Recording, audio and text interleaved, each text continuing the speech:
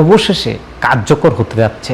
গত বছর বিপিএলে যারা ফিক্সিং করেছেন, এই ফিক্সিংয়ের কারণে বেশ কিছু ক্রিকেটার এবং কি বিসিবির বেশ কিছু পরিচালক এবং বেশ কিছু সাংবাদিক যারা জড়িত ছিলেন, এদের প্রায় 900 পৃষ্ঠার একটি ডকুমেন্টই বলতে পারেন, যেখানে প্রত্যেকটা বল, প্রত্যেকটা রান হিসাব করে প্রায় 900 পৃষ্ঠার তদন্ত কমিটি তারা এটা হস্তান্তর করছে, যেখানে বর্তমানে আইসিসি করাপশন ইউনিটের বলতে পারেন অ্যালেক্স মার্শাল, তাকে কিন্তু বিসিবির পক্ষ থেকে নিয়োগ দেওয়া হয়েছে।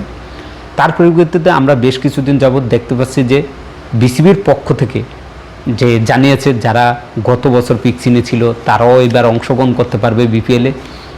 এই তো গত সপ্তাহে ব্রিফিংয়ে বিপিএল গভর্নিং কাউন্সিলের আমাদের টিটু ভাই, তিনিও কিন্তু সাংবাদিকের সামনে বলে দিয়েছেন যে তাদেরও অবশ্যই খেলা হবে, যখন তাদের আইন কার্যকর হবে তখন তাদেরকে নিষেধ করা হবে বা নিষেধাজ্ঞা দেওয়া হবে। অলরেডি সব কিছু ডান।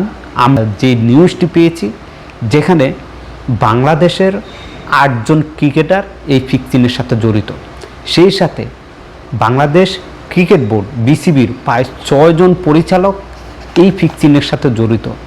এছাড়াও আরও 3 জন সাংবাদিক বাংলাদেশের এই ফিক্সিংয়ের সাথে তারা জড়িত ছিলেন।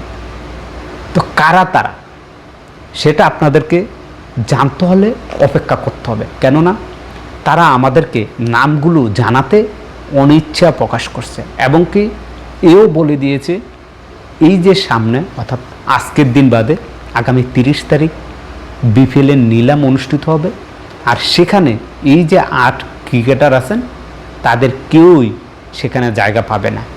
নিলাম থেকে তাদের নামগুলো কেটে দেওয়া হবে, তখনই জানতে পারবো আসলে কোন 8 জন ক্রিকেটার।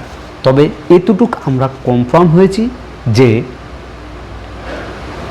জাতীয় দলের, বাংলাদেশ জাতীয় দলে বর্তমানে খেলছেন এরকম একজন আছেন, এবং আগে জাতীয় দলে খেলছেন এখন খেলেন নাই এরকমও আছেন। এছাড়াও বিসিবির যে 6 জন পরিচালক আছেন তাদেরকে তাদের কাছ থেকে অব্যাহতি দেওয়া হবে, তাদেরকে যত বছরের জন্য নিষেধাজ্ঞা দেওয়া হবে তত বছর কোনো ধরনের সম্পর্ক থাকবে না বিসিবির সাথে, এবং তাদেরকে কোনো ধরনের কাজে সংযুক্ত করা হবে না। তখন আমরা জানতে পারবো যে সেই 6 জন পরিচালক কে কে।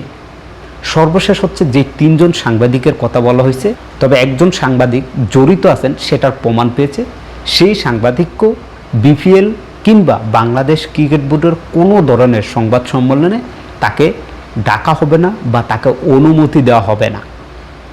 তো এই ছিল বাংলাদেশ ক্রিকেট বোর্ডের পক্ষ থেকে, অ্যালেক্স মার্শালের পক্ষ থেকে যেই সংক্ষেপ 900 পৃষ্ঠার যেই ফিক্সিংয়ের কর্মকাণ্ড নিয়ে যারা জড়িত ছিল তাদের মধ্য থেকে অ্যালেক্স যেই নামগুলো সিলেক্ট করছে যে তারাই সবচাইতে বেশি জড়িত ছিলেন, সেই জড়িতদের মধ্যে 8 জন হচ্ছে ক্রিকেটার, 6 জন পরিচালক এবং 3 জন সাংবাদিক আছে।